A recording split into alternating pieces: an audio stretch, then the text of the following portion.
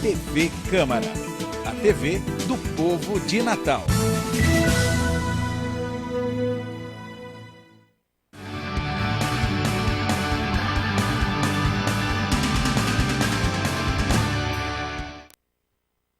Olá a todos, bem-vindos ao nosso programa Com a Palavra, o Vereador. E a nossa conversa hoje é com Jorge Câmara, do PCdoB.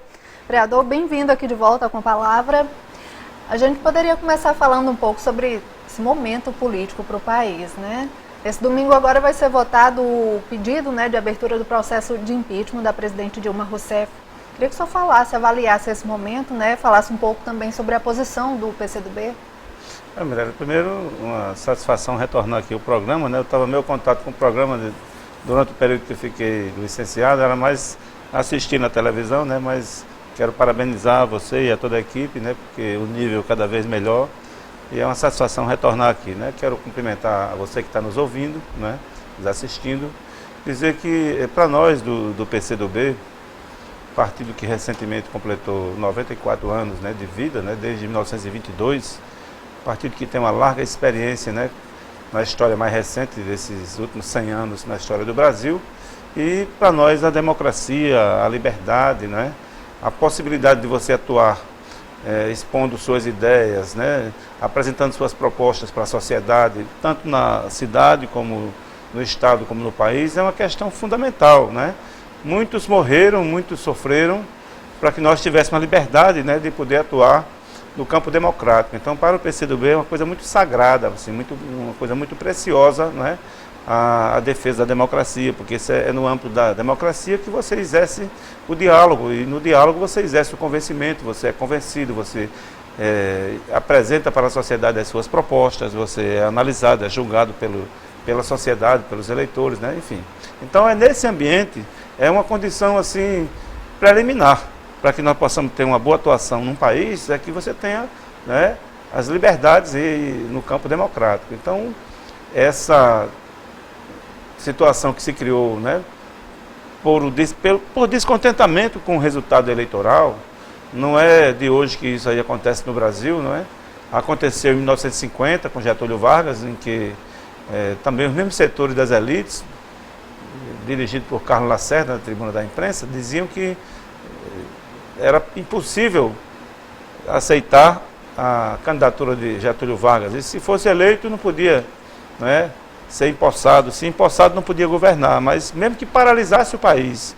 Isso levou também a pedido de impeachment, que foi derrotado no Congresso Nacional, mas se continuou essa pressão das elites, dirigido pela CIA norte-americana, com o interesse do capital estrangeiro aqui dentro, nas riquezas do nosso país, né, e terminou levando ao suicídio de Getúlio Vargas. Quando acontece o rápido governo de João Café Filho, que era um potiguar, né, que era o vice de Getúlio, mas que traiu completamente a linha de Getúlio, né?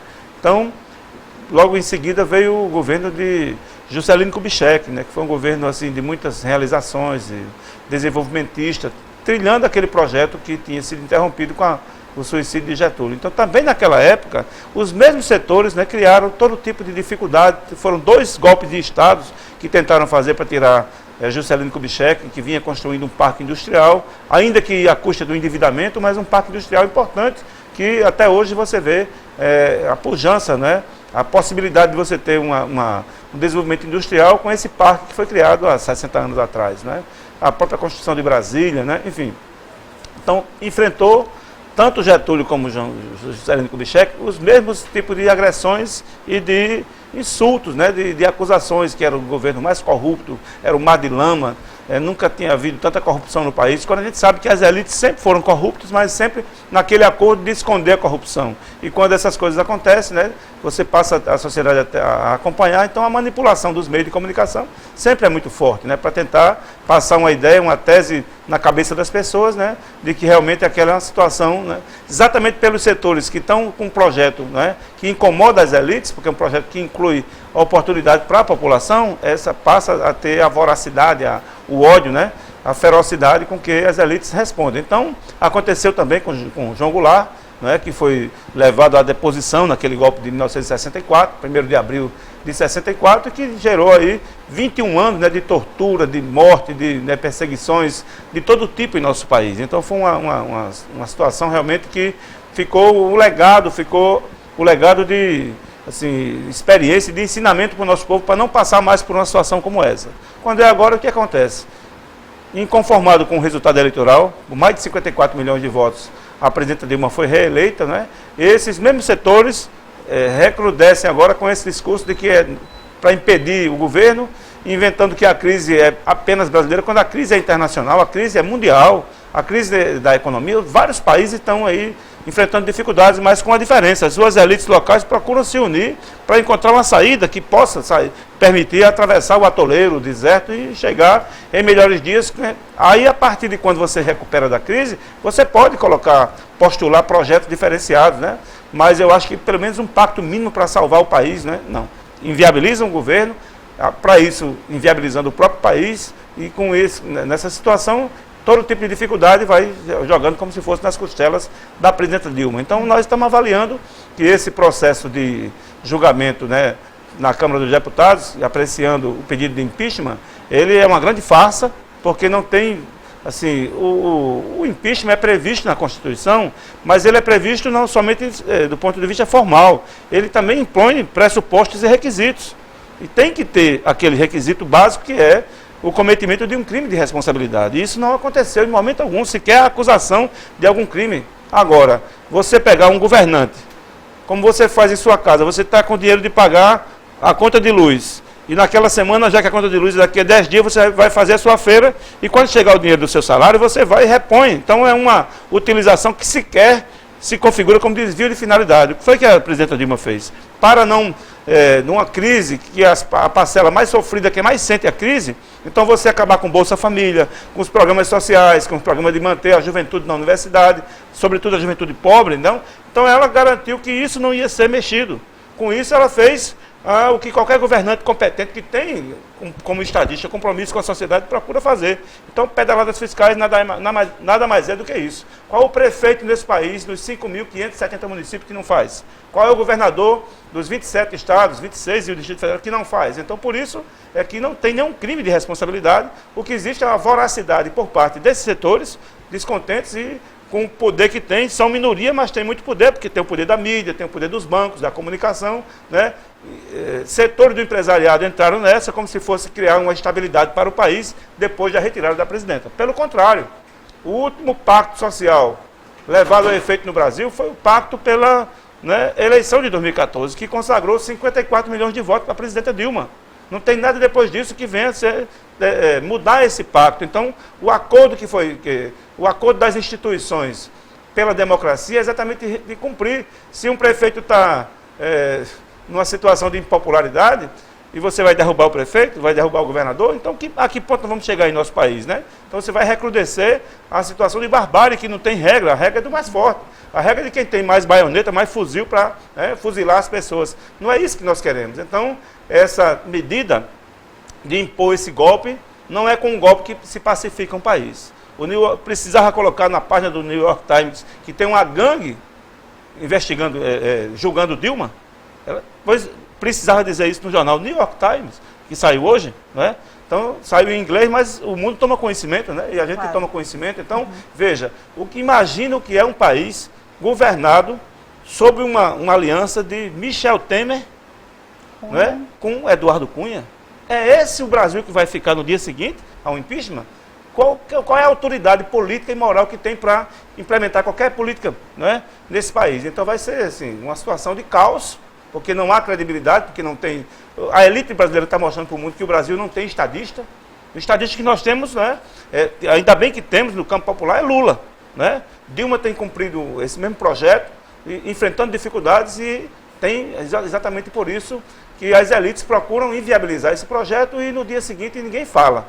Mas no dia seguinte nós vamos ver, quando tirar o véu, ver menos gente nas universidades, menos dinheiro para o SUS, né?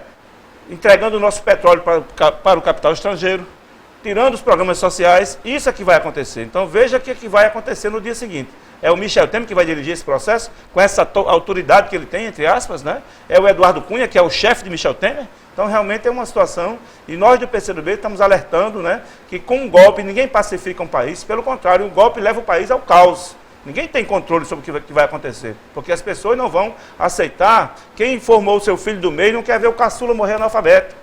Quem começa a ter oportunidade não aceita retrocesso, porque quer ter dignidade. O ser humano é da natureza humana buscar a dignidade, buscar as oportunidades, né? Um filho do gari poder ser um médico que vem amanhã descobrir a cura da AIDS, a cura do câncer. Então, exatamente quando você cria mais oportunidade para as pessoas pobres, você tem mais chance da sociedade avançar. Então é esse ciclo que estão tentando interromper, não é a primeira vez, mas o povo brasileiro tem sua sabedoria, tem o seu acúmulo e sua experiência de vida e de luta, que está vendo realmente que no dia seguinte não vai ter nada, né, de porto seguro para a população. Pode ter para os banqueiros, pode ter para a mídia, para a Rede Globo, mas para esses golpistas não é exatamente o interesse do povo. Por isso que o PCdoB chama a atenção para essa questão. Então, tem mais chão aí pela frente, né? Tem mais chão pela frente aí. Pois é, nós estamos muito convictos que para ter 2/3 de votos na Câmara não é fácil. E o povo brasileiro, a nossa diferencial não é dentro da Câmara dos Deputados, que sofre as pressões de bastidores, né? As pressões da chantagem e das coisas escusas que sequer podem ser republicanamente ditas, porque são acordos espúrios, acordos escondidos que visam não sei o quê. Vão distribuir rádio, como fez Fernando Henrique Cardoso, para comprar a reeleição, vão distribuir algum tipo de benesse. É claro que republicano é que não é um acordo como esse. Agora, quem faz esse tipo de acordo e nega o principal acordo, que foi o das eleições, certamente não vai cumprir. Estão vendendo gato por lebre. Na verdade, aqueles parlamentares que estão entrando nessa furada de aceitar esse tipo de promessa por pessoas que não têm palavra na primeira esquina, quebra a palavra, então certamente vai ficar, talvez, a ver navios. Agora, digo uma coisa, no dia 17, domingo, a população inteira no Brasil está se mobilizando, ocupando ruas, praças, espaços democráticos, né, de Brasília a qualquer região do país, de norte a sul, de leste a oeste, ocupando os espaços democráticos e dizer, não com ódio, mas com muita alegria, com muita esperança, dizer que não vai ter golpe, que o Brasil vai ter realmente a garantia de que os dias nós vamos superar esse atoleiro feito pelas elites, e que certamente o povo brasileiro vai superar e vai dizer, não apenas depois da votação desse processo na Câmara, no domingo, mas também na sequência, vamos estar preparados para enfrentar qualquer tipo de provocação, sem entrar nas provocações, mas defendendo um país soberano, justo, para o seu povo e para os filhos do seu povo. Ok, Jorge. Bom, o papo foi longo hoje. É isso. Bacana. Obrigada pela participação. Eu que agradeço. É isso, então. É uma alegria voltar aqui e não vai ter golpe. Ok, Jorge Câmara do PCdoB, obrigada mais uma vez. É isso. Assim a gente encerra essa edição do Com a Palavra o Vereador. Até a próxima.